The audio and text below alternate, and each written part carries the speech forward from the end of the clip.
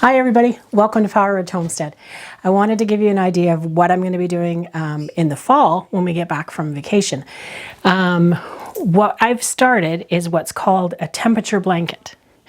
See all the different colors? So what a temperature blanket is, and you can knit it, you can crochet it, you can weave it if you want, if you have a loom, that type of thing. So what I've done is you can get off the internet a chart. It's a temperature chart.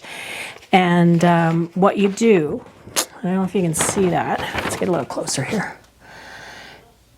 See how it ranges? So it ranges to negative, we're going to go with Celsius. So negative 23 to negative 17.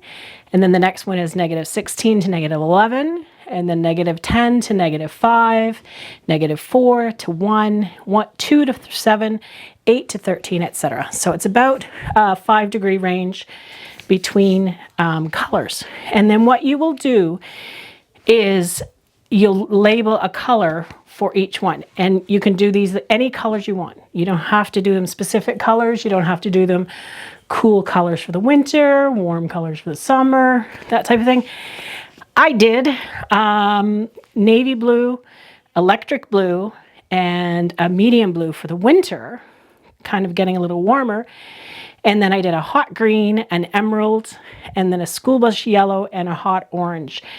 I don't think we're going to go anywhere above 31 degrees Celsius, so I don't have another color yet. If we do happen to go, then I'll have to pick something. I might just get white or something like that just to show how hot it is. But let me show you what I've got.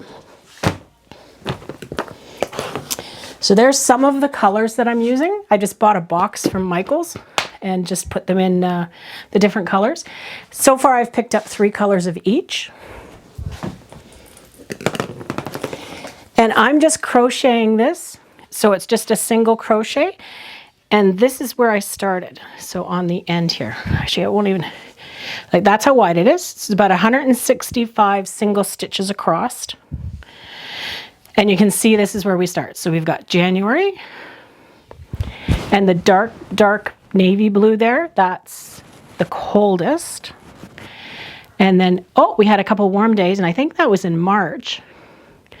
And then it slowly, progressively warm, cool. And then we have a little bit in May. Now, you don't have to do this every single day. What you can do, and what I've done is I've just drawn a little map here for myself. So you can see January through to December. And then this is the average high temperature. And I found that on the internet. The Weather Network has a site that you can go to and you get the high temperature for that day. And then what I did was just wrote down the high temperatures on those individual days. So on January 3rd, it was 0. February 3rd, it was 1. March, April, and then May. And I think it was April. That was one really hot day in April. 20 degrees. That's amazing. And then you just take the colors that you have individually assigned to your chart. So if it's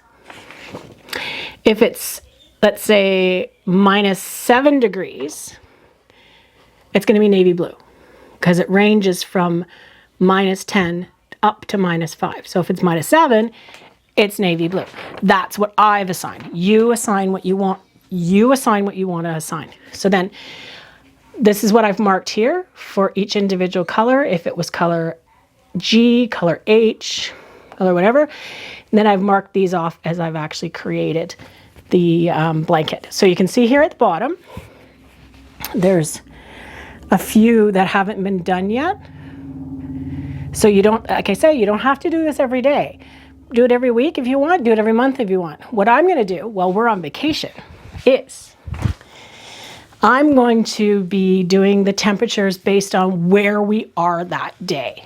So every night, what I will do is I'll go onto the Weather Network channel and I'll mark in where we are and bring up the high for that day. So if we're in Sudbury, It'll be a little cooler than it will be here where I live, but we'll end up, and I hope this will be interesting because we'll end up with, depending on where we are, some yellows, some blues, and some greens all mixed in with each other.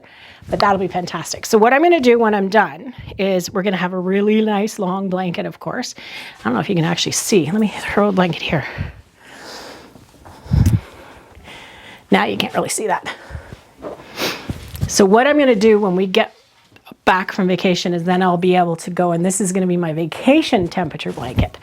And it'll be so much fun to see what it looks like for each area. And then what I'll do as well is this is just a single crochet.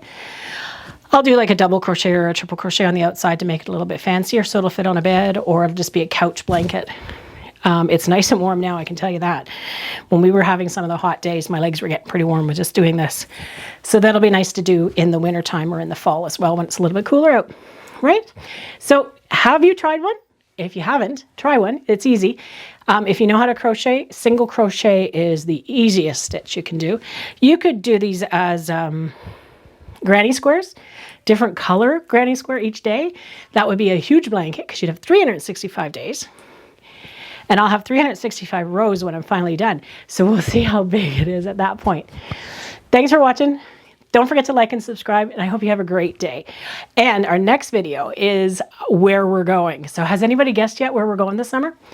I am just so looking forward to this vacation. It's been a year in the planning, and it's going to be a great time.